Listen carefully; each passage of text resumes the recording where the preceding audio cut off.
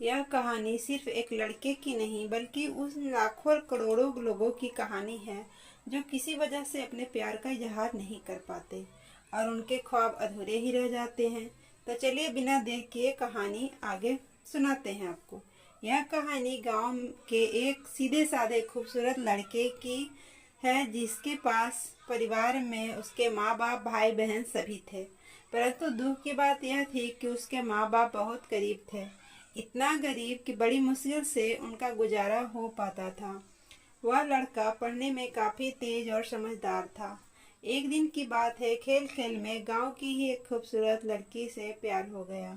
वह लड़की काफी अमीर घर की इकलौती बेटी थी। वह उस लड़की से इतना प्यार करने लगा कि उसे देखने के बिना उसका जीना मुश्किल हो गया। उस लड़के ने लड़की को मन ही मन में अपना बनाने का सोच लिया। वह लड़का कई बार अपने प्यार का इजहार करने की कोशिश करता मगर नहीं कर पाया। कई बार प्रेम पत्र लिखा लेकिन वह उसे दे नहीं पाया, क्योंकि उस लड़की के नजदीक आते ही उसका दिल दो जोर जोर से धड़कने लगता और वह घबराकर अपना इरादा बदल देता। शायद उसके मन में एक डर था कि कहीं वह इनकार न कर दे या उससे नाराज न हो जाए।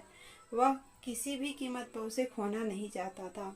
देखते ही देखते 3 साल बीत गए मगर वे अपने प्यार का इजहार न कर सका। बस जहाँ रहते वह दूसरे को देखने के बहाने ढूंढते। वह लड़का गरीब था और लड़की अमीर थी। शायद यही सोचकर उसकी अपने प्यार का इजहार करने की कभी हिम्मत नहीं हुई, मगर उसका प्यार बिल्कुल सच्चा और पवित्र था। उसने कभी भी उस लड़की के बारे में गलत नहीं सोचा और न ही उसे कभी गलत नियत से छूने की कोशिश की थी। हाँ, कभी कभी वे हंसी मजाक कर लिया करते थे, परंतु उन्होंने कभी भी एक दूसरे से अपने प्यार का खुलकर इजहार नहीं किया था। इधर धीरे धीरे उस लड़के के घर की हालत, आर्थिक स्थिति बिगड़ने लगी। उसके माँ बाप और छोटे भाई बहनों का एकमात्र सहारा होने की वजह से उसके घर की जिम्मेदारी आ गई और वह उस जिम्मेदारी को समझा भी था। अंततः पैसा कमाने के लिए शहर तो चला गया, लेकिन वह 15 साल का लड़का दिन भर काम करता और रात भर उस लड़की की यादों में रोता रहता। ऐसे ही करीब 3 महीने बीत गए। एक दिन उसका दिल ऐसा उड़ा कि वह काम छोड़कर शहर से अपने गांव भाग आया। गांव आकर वह देखता है कि उस लड़की की शादी कल ही होने वाली थी। अब तो उस लड़के को ऐसा लगा कि उसकी सारी खुशियां, सारी दुनिया ही उजड़ गई, लेकिन वह क्या करे। एक तरफ प्यार था और एक भाई और एक बेटे का फर्ज था, और दूसरी बात कि उसने तो कभी उससे अपने प्यार का इजहार भी तो नहीं किया था। इसीलिए वह उस लड़की को भी दोष नहीं दे सकता था। इसके अतिरिक्त उसके पास और भी सारी मजबूरियां थी। जैसे वह आर्थिक रूप से इतना सक्षम भी नहीं था कि अपने महबूब को जीवन की सारी खुशियां दे सके। दूसरी तरफ वह अपने गरीब परिवार का आखिरी सहारा था।